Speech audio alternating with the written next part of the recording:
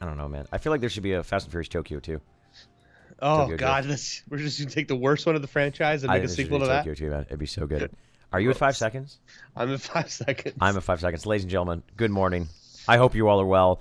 If you're not, you're going to be soon. 5, 4, 3, 2, 1, engage. As my as the idol of mine, Sir Patrick Stewart says, welcome to game number 1 of the best of threes of the first semifinals of the day. Ladies and gentlemen, thank you for supporting our events. As always, we're going to introduce these teams, and this action is going to get underway. On the blue team is Synergy, our comrades in Russia. Not Mortician, Mortarion. There we go, nailed it. Mortarion on Fangmail, Clearcast on Grimmix, Obel on the Rampage, Mrach on Gadget. I'm sure I'm not saying that right. And Nick Eagle on the. See, I like Nick Eagle's name. That's like an average white guy name. Nick Eagle, right? On at least over here in America, on Faye. For Bloods groupies, we got Airstick Hydra on Iggy, Remix Gibbler on Grux, Fairless on Steel, Kalari Bot on Howitzer, and Mr. Wacko on the hero we see him a lot on, Sparrow. He's always on Sparrow. He really loves that Sparrow. And once again, Notch, Murdoch. No Murdoch to be found. Actually, put more priority on Sparrow for Bloods groupies, and more priority on Grimmix for Synergy. And I'm trying to be like, okay, well, what's the thought process here? One of the things that separates Grimmix from the rest of the Rangers is his deflect ability, his right mouse button. And right. I'm assuming that has to be due to the fact that there's a steal on the other side of the field. And it's so easy to deal with the smash and grab and the steal ultimates. Yeah. All you do is just deflect it, and I'd imagine we're going to see blink charms on both of these Rangers as well. So that's 2 reliable means of escaping hard initiation. Yeah, like you just said, just reflect that, and you're fine. You're perfectly fine. He can solo lane for a little bit with those abilities. When Fairless hits level 5, he's not afraid of that anymore. Yeah. In those team engagements, I mean, you see it in solo play all the time where I'm gonna get this. Oh crap, I missed because he just hit his right mouse button. So it's a great ability. Plus that ultimate, man. That ultimate is still very strong. Yes, you have to be line in sight, but if it's not body blocked, that's GG for someone trying to escape. Yeah, it can still, like, you can use it to finish people off, but you can also use it to really make people very hesitant to start a push or for defending the push as well. Just, focusing on the Sparrow, and all of a sudden she's at, already before the fight starts at 2/3 health. Right. Something like that, depending on where she's at. So, and thank God Paragon doesn't have healing supports. So that's a really good means of using it as well. And of course, you put that Orb Prime in a factor, and it's pretty much just a tracking heat missile at that point in time. It does so much damage with that Orb Prime card activated. Over in the offlane here, let's talk about this matchup, Notch. Of course, we see everyone's favorite hero, Iggy and Scorch. And by the way, I'm really lobbying for a Banjo and Kazooie Tier 3 skin for him. But we'll talk about that later. I don't know if they can get the rights from Rare, but that would be pretty sick. So Feng Miao in the offlane, not being the jungle. Of course, we're expecting Rampage to be in that jungle. Feng Miao versus Iggy. I feel like any melee against an Iggy can be very, very difficult. But the thing that Feng Miao has that a lot of the times most solo offlane melee fighters don't have, and that's decent wave clear, at least decent enough to make sure his tower just doesn't get pushed all the time. Right. Oh, I mean, you've got Mort, though. He can pick up, he's already done it, Radiant Mantle. His first back, he's already picked up Radiant Mantle. So he's going to have the ability to shut down those turrets the moment they spawn, which is fantastic. I like that purchase right off the bat. I love it, too. I saw him backing. I was like, wow, that's early, but now that makes sense. Yeah, he spent 1 card point. He bought a health potion. Mid lane, Kalaribot is under the tower. Boulder lands. A couple auto attacks might seal the deal if Kalaribot. They're actually going to fall back, and now a turnaround here from Grux. Smash and grab. It's going to hit Gadget. There's no mana for a gate. But, oh no, here comes Fang Miao. They weren't expecting that. And Grux is going to be able to charge away. The guys exchanging blows, but no one getting knocked out quite yet. Anyways, back to what we were saying, Notch. I was going to say he just bought a health pot, purchased a strike token, got level 3, backed, and bought his Radiant Mantle, which I think is fantastic. He needs to get over to this lane, though. They're just letting this tower get attacked. They're fighting in the enemy jungle. They're taking enemy jungle. This tower actually may fall if the rotation doesn't come a little bit quicker here. Yeah, they decided to get... oh, hello, under Minimap. What's happening? There we go. Minimap bugging out. They decided... Mortarion decided to... Hey, we just got the... we just pushed him back. They just backed to the mid lane. We didn't get kills. so they went aggressive in the jungle, but that forced Gadget to have to rotate. And yeah, this is why we say Iggy is such an incredibly strong hero in the current state of the game. I mean, you leave that tower. What they leave that tower alone for what? All of about 45 seconds, and it almost died. It's down to 1/4 health. It's I mean, 25% health in 25 seconds is pretty ridiculous. Yeah. To be completely honest, it's I don't know if that was the best call getting that aggressive. Maybe they're just not going to prioritize the blue lane, and we'll see more of a double jungler kind of rotation coming out. They are going to try and pick out Kalari bot here in the mid. Fang Mao is there behind him. Going to rush up. He doesn't have his knockback. He doesn't have a knockback or his ultimate, so he's going to be in a lot of trouble. Huge ultimate coming out from Ward. If they get the boulder, that's going to be first blood right there. So, I mean, good rotation, but you have to be careful because that blue tower is still vulnerable right now. Yep. Already pushing it, and we talked about it many times yesterday, Josh, where that blue tower is much more important than it was before with how the dunk mechanic is no longer the case, and it's all about if you can get zone control of that Orb Prime around that mid game, that 15 to 20 minute mark, it really enables you to take that Orb Prime and just restrict the enemy's knowledge of that area, and as well as that side of the jungle. Now, of course, the early game is still all about this red lane, making sure that the respective rangers are getting the farm and getting the progression that they need. And let's take a look at how these guys are last sitting right here, Josh. Clearcast, he's about 31 CS, and Mr. Wacko is about 33. So these guys are getting looks like they aren't getting aggressive on each other. They're respecting each other. The Steel and the Fae are doing a good job. Now, let's talk about this Fae. We've seen Fae since she's come out, mostly played in a solo lane, but more often and time again, even in my games, I'm starting to see Fae put in a lane support role, and she can be such a nuisance to deal with in that role due to how she works, and of course also her very long range harassment ability on that E. Yeah, I mean, she's got her Brambles, which is her E ability. Yep. No, I'm sorry, Nettles is her E ability. Yep. It restores mana every time you hit a hero, but like you said, she's a caster. So at 2,500 units, which is max, that's a ton of range. She can stand at the bottom of the stairs and basically hit you at the other side of the stairs. It's absurd. But she has her Brambles, which is that slow. You overextend a little bit. You have a caster character that can land those basic attacks. It's a pretty easy kill. And then level 5, of course, that ultimate fly trap, pull everybody back in. She's a great support, and I know in solo queue, like you said, we're seeing more of that. Instead of seeing you with the big front line, instead of having a steal, or instead of having that fighter, you're having somebody there that can help you secure those kills a little bit. Sparrow's got to be careful. Clearcast is level 5. If Clearcast gets low enough, that could be the ultimate. There's that Fae ultimate you're talking about. Steel's going to go down. It is going to hit Eagle. Can he block the GTFO? He can. That was necessary for Sparrow to live right there. Here comes Rampage. Level 5. Screw level 5. Level 7. And he's going to go in there. And they're going to dive this tower. They got to be careful. There's the boulder. Couple auto attacks. Beautifully done. That's going to kill the Steel, and they're going to continue to get aggressive. Looking for Sparrow. No longer having to deal with the tower, but they got to be careful they don't get pincered here. Immediately, they recognize that might not be the best position in the world. They're starting to retreat. Kalari bot is here. A zoning landmine. They're avoiding it, but it's keeping them separated. Nick Eagle, a couple auto attacks. He's going to go down. Beautiful rotation from Kalari bot. They caught him out in the retreat, and they're trying to catch more. Now Grux caught on Rampage. He's going to jump away. Smash and grab is going to hit, and that should be Rampage going down as well. So that was that dive. I'm a fan of diving. We all know that Shane Lynch is a fan of diving, but unfortunately, I think their eyes got bigger than their stomach. They got punished hard, 1-for-2 exchange, and that's looking already pretty good for him. Really good rotation coming out of Blood's Groupies right there. They needed that. Here comes an insane wave clear of Grux mid lane, remix Gibbler, smash and grab into double Thane. This tier 1 tower's vulnerable. Tesla Dome is going to be able to deal with this minion wave, but Blood's Groupies, I said they needed to be aggressive. Their rotating is on point. They're not being over aggressive. They're not trying to start the fights, but they're definitely there to finish and clean up, which is great. Yeah. So they've got there's two mid and blue lane tower right now. Solo tower are in danger. One really solid push.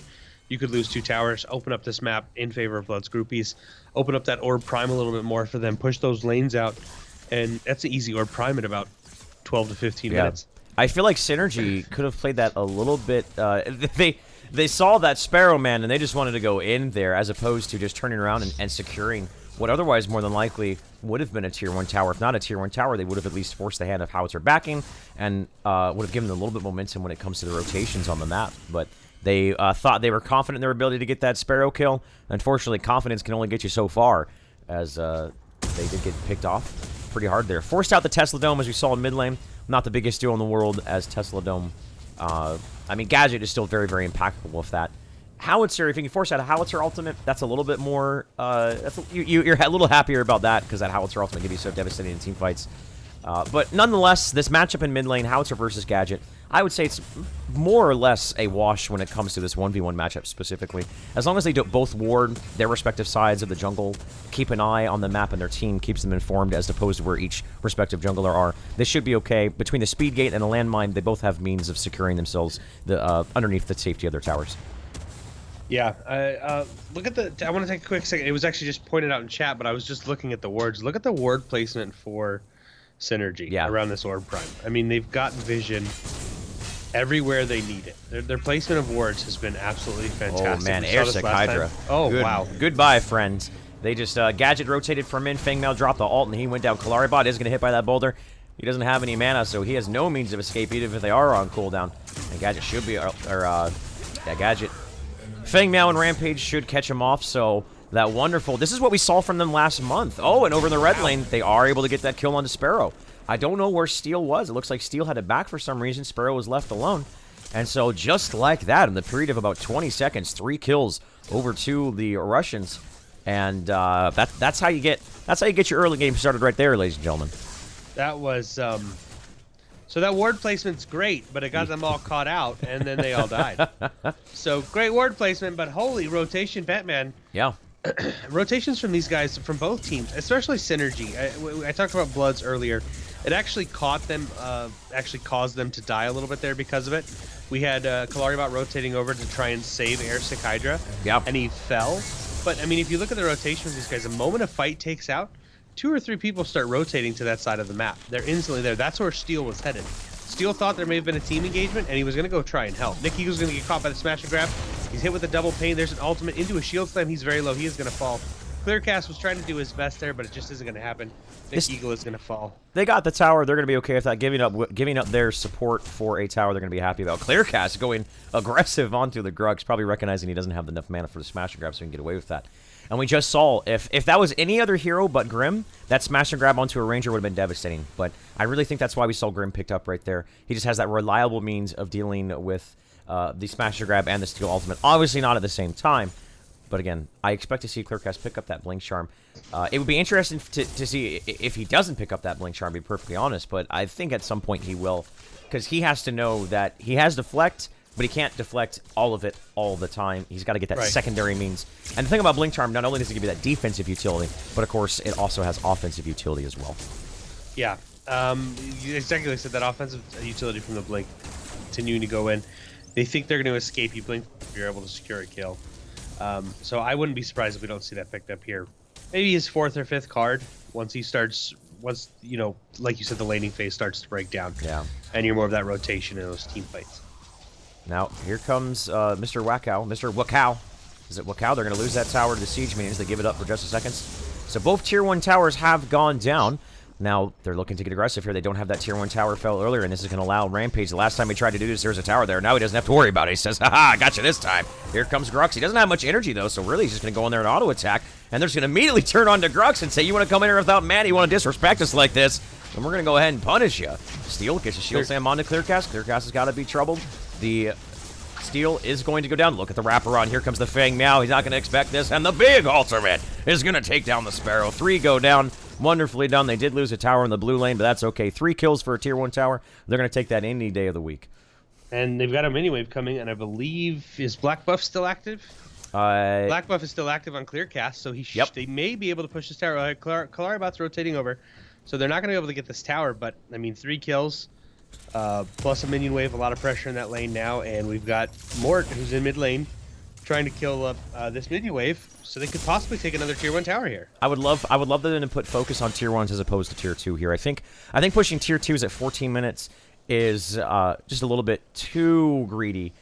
You don't quite have, you know, you're still not as tanky as you'd like to be. Focus on restricting that Tier 1 towers, and then set your eyes a little bit later on those Tier 2 towers, unless you just completely wiped them out. So I like that they didn't start to push that Tier 2 tower. They were wounded, they were down ultimates, they just got 3 kills.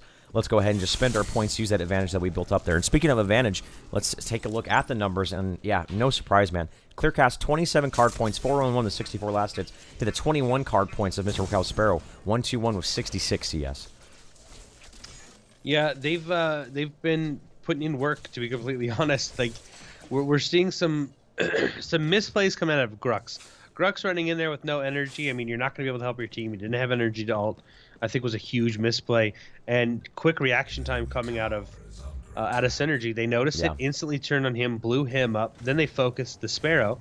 Even though you have Steel there, I mean, yes, Steel, depending on build, he doesn't have any damage right now. Let me take that back.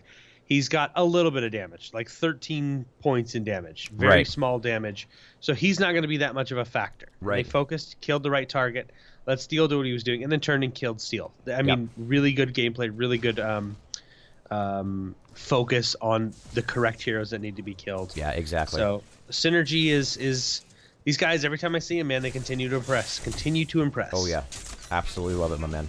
Beautiful high-level play. That's what it's all about here. On Agoras Rising, whether North America, EU, maybe one day we'll do an Oceanic event. We'll be over there, and maybe we can hang out with Toby-1 or something. Who knows? So, current state of the game for Groupies is, I would say, they need to collect themselves. They need to stop giving up these kills. They still have map control. They've only lost one Tier 1 tower. And, of course, they always have that safety net when it comes to defending towers with that Iggy.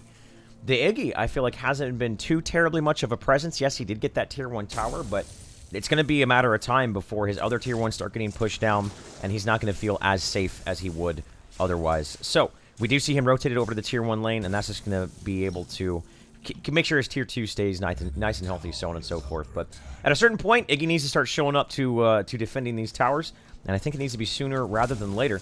We're taking a look specifically at his progression, as we all know that normally we see that very, very tanky Iggy has that Magus Ward with some mana and a little bit of damage into the Staff of Adamant with some health, and actually building a Meltdown. Normally around card level 20, around 21, 24, 27 card points, that's when you start seeing the tank coming along, but instead he's electing to go a little bit more damage. We'll see if that pays off, and if he's going to play this Iggy in what could be considered a rather unorthodox style.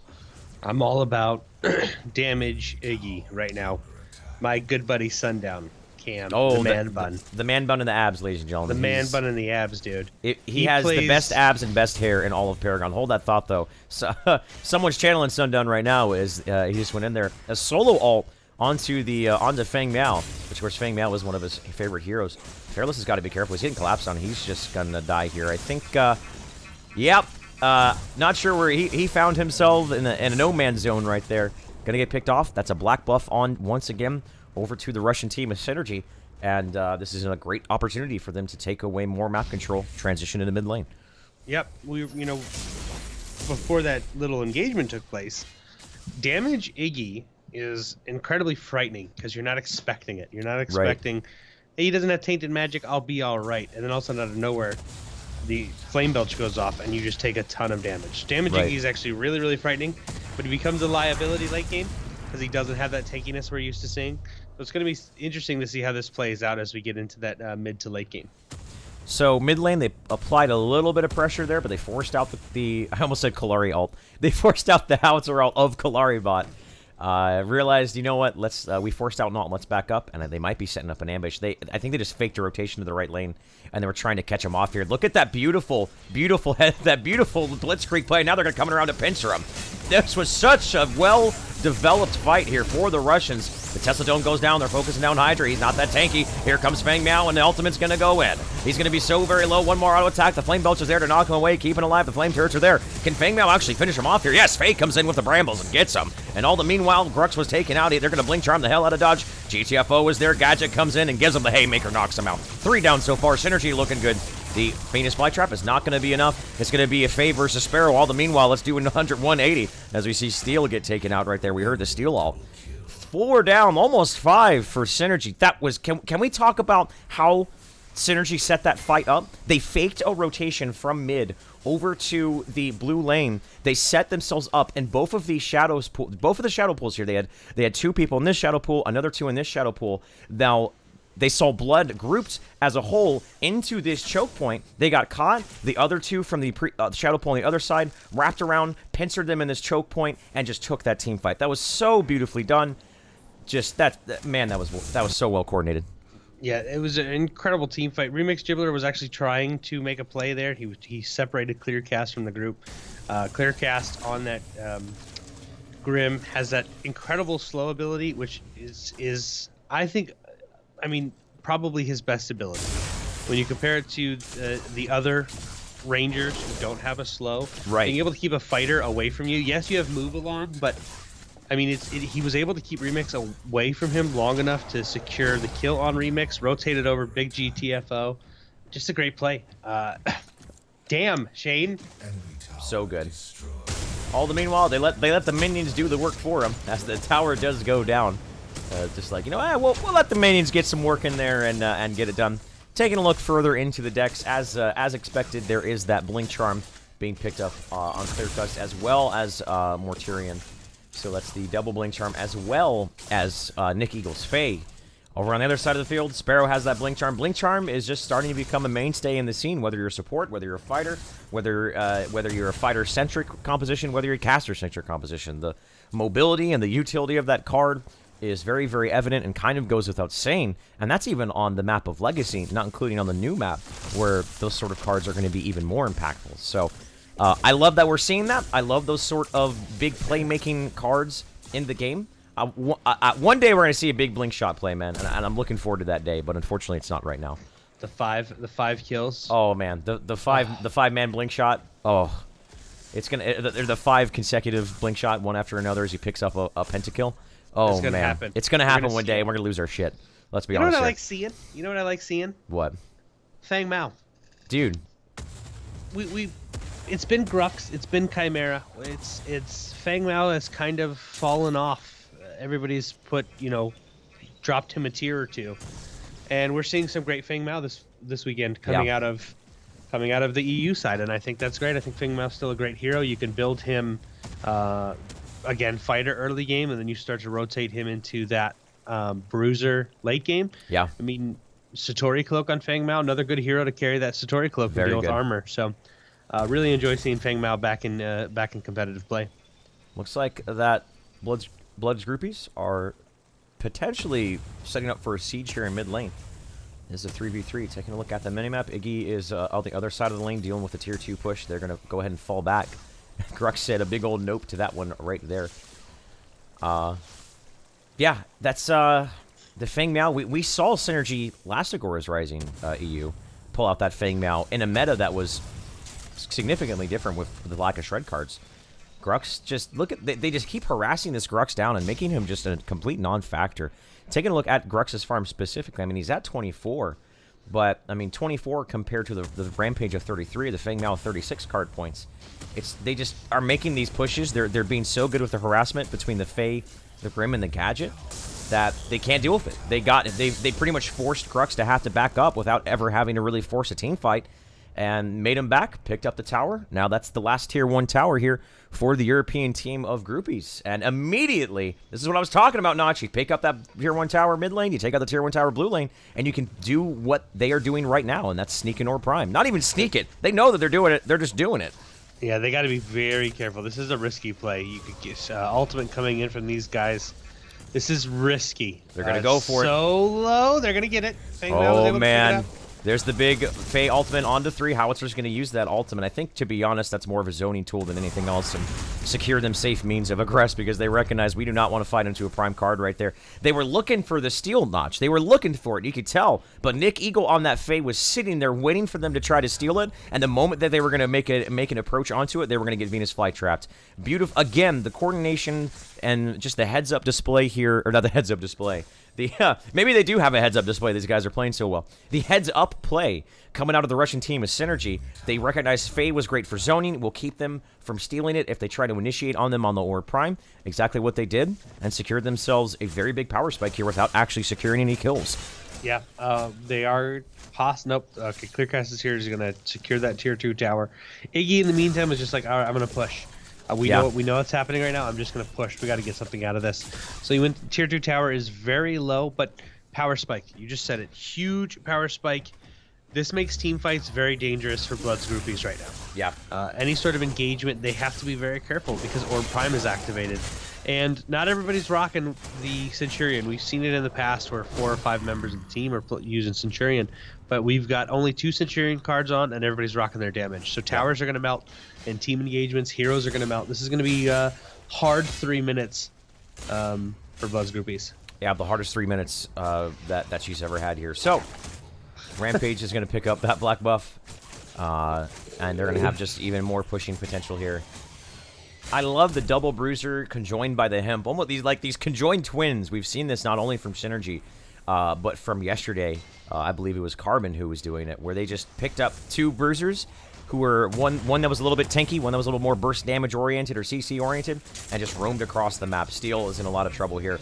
They might decide to fight if Steel ultimate lands on 2. Well, if so many blink charge, just elects it to use it defensively, and I don't know if that's the right call. Shield charge away, they're going to get aggressive though. That red buff has given Rampage the shoes as he's just going in there. They continue to force the issue. Whether or not there's a choke point, Steel's going to turn around. I think he's just going to say, you know what, I'm going to die for my team so the rest of my team gets away, but now you don't have that really, really important tool defending towers, and that's that shield wall off the map for 45 seconds, and you are pretty much conceding the jungle to your opponent. That's a situation you don't want to be in when you already find yourself at a card experience deficit. Yeah, and the tier 2 towers being pushed by minions right now, or yeah, it's actually they're in the danger zone, if you will. I don't see a rotation coming out of Blood's Groupies. They may lose a tier 2 tower to minions here. We'll see. They are looking at pushing to tier 1 or tier 2 mid as well. So we've got two tier 2s. This one's going to fall for sure. Are they going to be able to secure any kills out of this though, Shane? They almost got the Grux. If they're able to get a kill here, that's an easy inhibitor. Yes. Because like you said, Shield's down. He'll be up for 5. Or Steel's down. He'll be up in 5. But so they are going to back off. They're going to play it smart. They're just going to be happy with that tier 2. Go back most likely into the enemy jungle. Or spend their card power, because they do have card power to spend. Clear 48, Shane. Mr. Wacko, only at 36. Taking a look at his build, as expected, the Blink Charm, the Guardian's Ward with a little bit of health and minor strikes, Staff of Adamant, that Thorn Greenweave. We always talk about that, the strength of that growth affinity on Sparrow, how she can build that damage and that damage mitigation all at the same time. And Wind Carver Blade. And Notch, I have some good news. I finally am going to get a Spike Bone Plate. Oh, congratulations. It's in my weekly pack. I just have to kill 15 Harvesters, so I'm going to see if I can get that done in 1 game. It's about time you had a real cards for your Rampage. I know, man. Or Sparrow, or Severog. Severog. Like all the heroes I play all the time. Yeah, it's there's sick. so many heroes that you need that for. Mid lane. Tier 1. Yep. Tier 1 tower is going to fall mid lane. I mean, not even a rotation to defend it. They don't care at this point. They know there's a minion wave here. Yeah. Tier 2 tower is going to be fine. But what does Blood's Groupies have to do right now? They are behind in every metric. They're behind in towers. Yep. They're behind in card power. What do they have to do right now to get back into this fight? To be honest, I feel like they're using Iggy as just this like damage control tool, as opposed to, I think we need a little bit more out of this Iggy, other than just being a minion bot, because I felt like that's all he's been. I haven't felt his presence on the map as far as team fighting goes and opening up space for objective goes at all. I would like to see a little bit more out of Airsick Hydra. While I like that he's going damage Iggy, we always see that he still, I mean, he is building health, but I still would like to see at least some means of tankability and survivability. I think just the small amount of health on these Staff of Adamants isn't going to cut it. He's now building into an Elder Mage Amulet, which will give them more health. But I think when it comes to a certain point, building damage on Iggy, you always have to find that balance between damage and survivability. So I would like to see, honestly, a little bit more out of the Iggy. I think as well as the Howitzer. The Howitzer hasn't felt like much of a presence as well. He's always using his ultimate in a very defensive capacity, never getting that landmine knock up into the big glass barrage of his ultimate. So I feel like the casters on the side of Groupies, I would like to see a little bit more out of them, other than just, you know, very playing hyper defensive and using their ultimates to defend a tower that ultimately will fall anyways. Right. So you mentioned Airsick Hydra. He's building damage, but what good does that damage do when he's not in a team fight? Yeah, right. He's been set up to split push, and that's not his fault. He's having to clear waves. I mean, you take a look at where Synergy is on the map right now. They went back and they set all of their lanes. So all lanes are now set again in their favor. So it's not like he doesn't want to be there, but he's on that duty because Iggy's clear lanes so quickly. Right. Where he has to go back and deal with those lane pushes. So it's not him playing poorly. It's just Synergy playing just a little bit better, making sure Yeah. he's not in those team fights. Because with the strength of minions right now, if you don't clear those lanes, if you don't go back and deal with those You're set gonna lose lanes, structures. you lose towers. Yep. And what does a team fight do? You may win, get 2 or 3 kills, but if you lose a tier 2 or possibly inhibitor, it doesn't do anything for you. Yep. So, I mean, he's doing what Iggy's do. He's helping clear lanes, but it's hurting his team overall, and that's just good gameplay coming out of Synergy that's causing that to happen. You guys heard the bass drop, and when you heard that bass drop, you better believe DJ Orb Prime is entered the field. And the moment that happened, we saw a very quick rotation and warding of this area by Synergy once again. So they're going to be posturing for this Orb Prime again. They're de-warding the jungle. They're warding for themselves, just restricting that area, continuing to gain that map control. And then, will they? I mean, I don't see why they won't take this Orb Prime again without a power play. They did it before, and already they're doing it again. They don't have their Grim, but they recognize Iggy. Iggy is actually pushing that tier 2 tower. But that means this is essentially a 4v4. Forced out the Blink Charm. Look for the Sparrow. It actually hits the Sparrow. That's not the target they want. Shield Wall is there, but Mordian is there to go in there. He smash and grabs the 2 people into the fight. I don't know if that's what they want. Howitzer ultimate goes down, but good zoning tool. It's separating them. That's separating Rampage from the rest of the team. But here comes Gadget from the side. Mortarion. He's going to Reaping Dash out of there. He is going to go down to the Gadget Bomb. So the Sparrow was already dead. The Tesla Dome's getting so much value. The steal. Oh my, the aggressive Blink Charm forward right there. The Boulder's going to miss, unfortunately. Thanks for the cool breeze, says Grux. And now Rampage is going to go up, follow up in there. The mobility of this team on the Rampage and the Fang now. Now they're diving an inhibitor almost. 3 down, smash and grab underneath the inhibitor. Beautifully done. That was a beautiful smash and grab. But oh no, it actually gave Gadget enough time to come over here. And goodbye to Grux. He was saying his last prayers through the Paragon bot before he went down. I don't know if he's going to get any skins after that one, Notch. Shane, the smash and grab into the inhibitor right there, yes, you end up falling, but you pick up Mort. I mean, great. Again, solid rotation coming out of Synergy. They set up this team fight. They're waiting in the shadow path because it looks like they're going for Orb Prime. The only thing you can do if your Bloods groupie is trying to defend this. And yep. Yes, they got separated, but that very aggressive blink shot out of a Rampage. Hello? Yeah. I haven't seen Rampage with a charm ever. Yeah, that was sick. A good boulder come from Rampage there into the Venus flytrap from Nick Eagle. Kalaribot's going to be okay. He's going to take a lot of damage in 3.5 seconds here from that mine. Kalaribot's going to be okay, but is he going to be able to defend this inhibitor? These guys are very, very low. Is his ultimate online? He's not. He used it in the last team fight. So, I mean, they're going to lose an inhibitor for this. Orb Prime is still up. These guys back. Map is firmly in there. Map control, again, right back in the hands of Synergy. Back, heal up, and take the Orb Prime. And this, again, the Synergy's gameplay, their focus on who they're targeting has been just absolutely on point. Yeah. And that blink charm, I'm all hot and bothered about that blink charm. You want to queue up? You want to get that Rampage blink charm, don't you? How about a Rampage blink shot? God, I mean blink shot. I apologize. Like, oh my gosh. Yeah. I've never That's seen exactly it aggressive what it was, like that guys. before. Guys, I'm turned on right now. Are you? I believe it. You have a fascination with Rampage. You always have. Rampage, that's a beautiful blowfish. That's a beautiful blowfish right there. Look at this. I actually like this. I like this coming out of Groupies. I don't know if the Russian team, they know about it. They know that this is happening. But look at the lanes. So the mid push, while they picked up that inhibitor, which is fantastic for them, the lateral lanes were set in Groupies' favor. So those lateral lanes were pushed hard. They actually lost a tier 1 tower, a tier 2 tower, and might actually lose another one there in the red lane. They recognized they had a very small moment, a very small opportunity to pick up the Orb Prime, and they picked it up. And that's the sort of thing you need to do to get yourself back in the match down an inhibitor down card experience. So, and now they are going to get aggressive. This is what I wanted to see out of them about 15 minutes ago, was these sort of plays. They have the Orb Prime, so right now I would say with that Prime card activated, if this was an even card experience, if the card experience was even, this would be real bad for the Russians. But I would say with the power that they get out of their Prime card, just pretty much makes this an even playing field now. Yeah, it was exactly that. It makes it an even playing field because Orb Prime is activated. The only advantage they really have is how quickly they can kill towers because of the 300% extra damage it does. Big smash and grab. It is going to miss, unfortunately.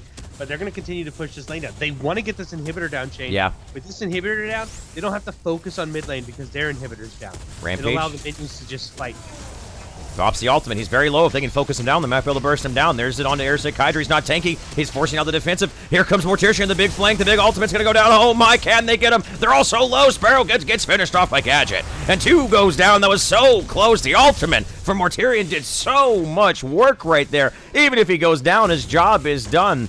That was just so on point. He always sweeps around from the flanks and gets big ultimates off. 3 get taken out. 5 go down. That's the full handful for our comrades on Synergy here.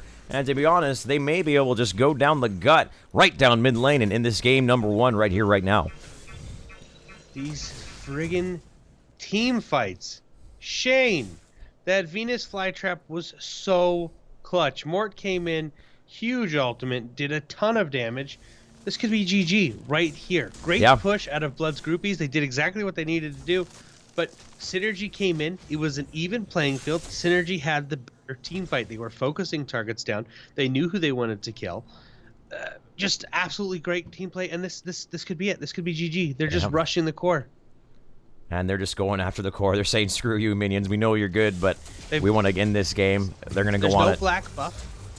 Going to be able to do it. Yeah, I think that's it. Tesla Dome. There's the... I know Clearcast actually does have the black buff, but it's not going to matter. Ladies and gentlemen. Wow. Game number 1, an impressive performance, as always. I don't even want to say impressive. I feel like that's